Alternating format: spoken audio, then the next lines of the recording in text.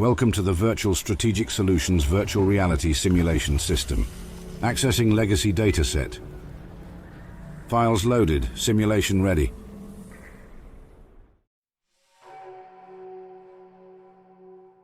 Built in 1858 and named after White Sulphur Springs, the natural sulphur spring on the grounds, the Whitespring was famous for its southern style.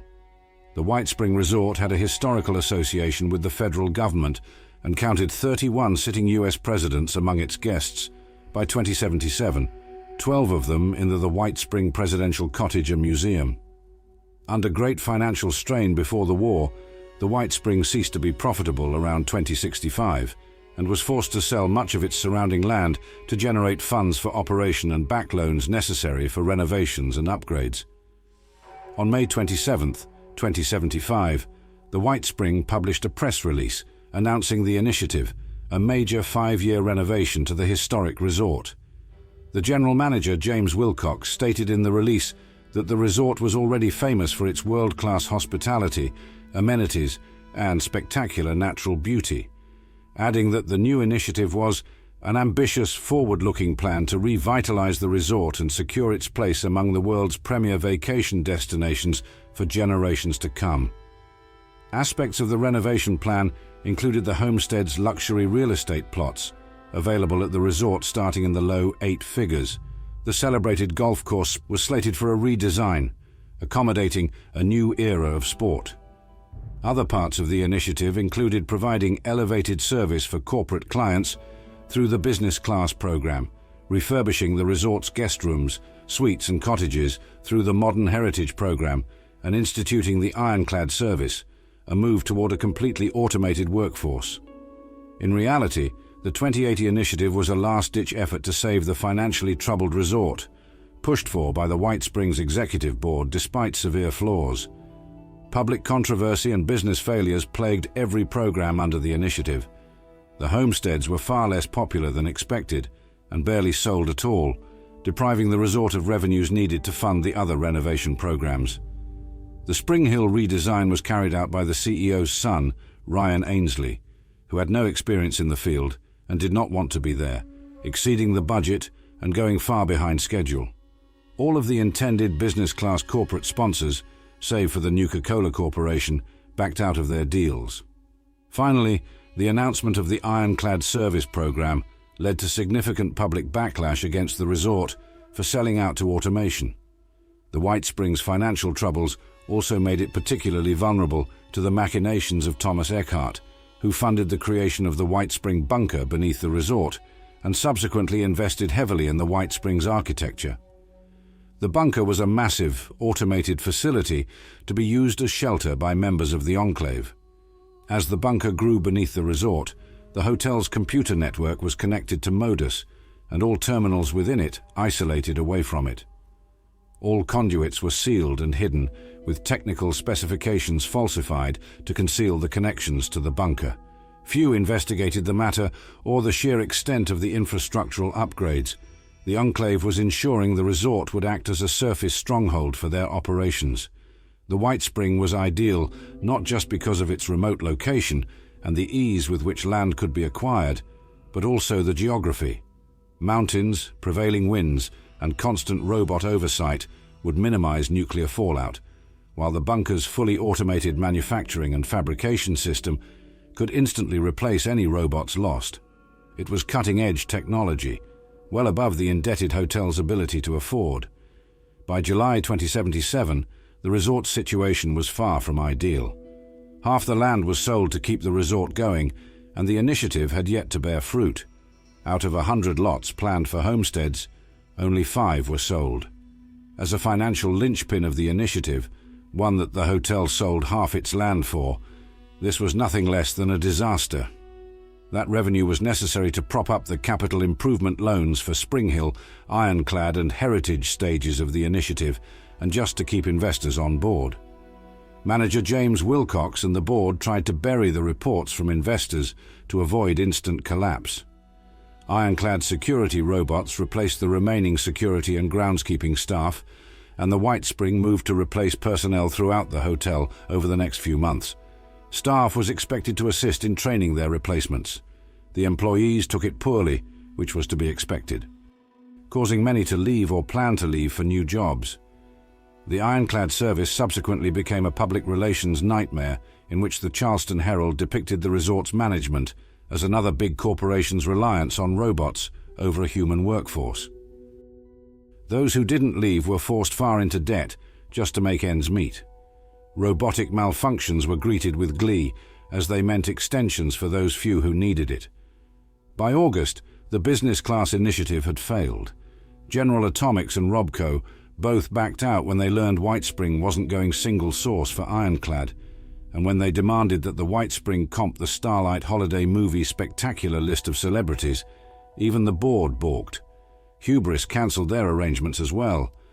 The only corporation left on the field was Nuka-Cola, with the caveat that guests would use Nuka-Cola bottle caps as currency for the duration of the promotion, part of the Nuka-Cola Quantum marketing campaign. It was corporate sponsorship in name only. As of September, the Spring Hill renovation project was failing. Whitespring's CEO Wilbur Ainsley III had his son Ryan Ainsley appointed lead architect, despite having no experience and trained as a nuclear engineer. Against his son's wishes, the project nevertheless was handed to him and quickly devolved. The renovation fell behind schedule, over budget, and ended up nowhere near complete, with patrons voicing their disappointment with what had previously been a championship golf course. Wilcox insisted Ryan be fired, and upon this request received a threat that he would be the individual fired if he pursued the matter. When October came, most of the staff was already forced off the premises, with only a scant few lingering, working without pay or on extensions to cover for malfunctioning robots. It turned out that replacing service workers with robots was a poor idea at best.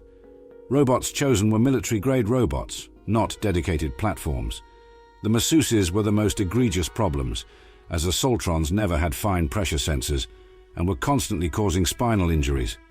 Beyond that, the bellmen lost 24 suitcases in 1 week, robot chefs set fires to kitchenettes, and even something as simple as selling sweets turned out to be a catastrophe, as the robot flooded the candy shop with dark chocolate. When the Great War began, nearly all of the staff and guests fled the resort. Only 4 staff members, 92 guests and approximately 500 robots remained at the resort. Joyce Easton, a clerk who was manning the candy shop counter at the time, was chosen by the remaining staff to take charge. Lou Palmest reprogrammed the robots to recognize her as assistant manager the following day. Joyce immediately organized the staff, sealing the hotel and making sure no one else got in or out until the radiation settled. Others were to take inventory and retool robots for combat. The surviving guests took it well enough, with those who wanted to get out doing so immediately upon hearing the news, while others decided being trapped at one of the world's best resorts was not the worst fate in the world. The only potential source of the problem, Whitespring executives, were quickly pacified when they realized it was Easton who controlled the robots. By December, the inventory was complete. With so few people left on the property, there was food enough to last years, even a decade. Other supplies were also well stocked, including clothing, medicine, spare parts, generators, guns, and ammunition. The Whitespring was well supplied and prepared for the future. It made it possible for them to survive the winter in relative comfort, unlike the Pleasant Valley ski resort guests and staff, and survive. The terrifying winter of 2077-2078 was harsh, and the last snow only melted in mid-July. Easton sent out teams of scavengers to pick through the cars and cottages for supplies.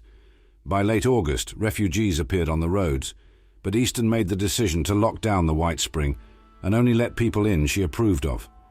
Appalachia might have been a place where one helped others, but she believed it couldn't be done, not in a situation where it was a real, present threat to your people.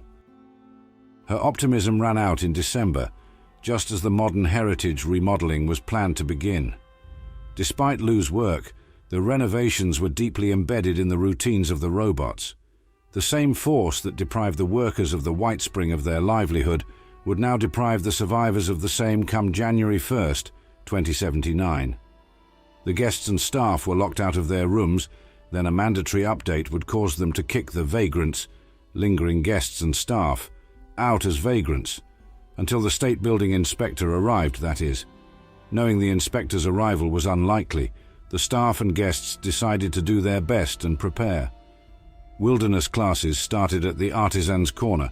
Sportsmen gave shooting and self-defense lessons on the putting green, while Easton distributed the remaining stockpile of supplies on the New Year's Gala to ensure everyone was prepared for the road ahead. A few of the survivors chose to try overpowering the robots at the Whitespring Golf Club rather than leave the resort, and the rest of the survivors fled. Paula and Joyce headed a caravan to Charleston. Lou and some of his friends decided to take their chances with the robots at the Whitespring Golf Club, while some others decided to risk and go to Sunnytop ski lanes and Pleasant Valley to see if the resorts there could take them in. The Whitespring remained abandoned for years, locked down and maintained by its robotic custodial staff. It was not until May 30th, 2086, that a person going by the initials OR managed to disable the lockdown and open the Whitesprings public facilities for use by the wasteland. Years later, as people began to resettle and establish new communities in Appalachia, a group aiming to rebuild the faction known as the Responders set up their headquarters in the Whitespring. Taking over the main resort building, the project became known as the Whitespring Refuge. Refugees from all over the wasteland, including the pit, took up residence in the Whitespring Refuge, with many new amenities set up by the Responders there.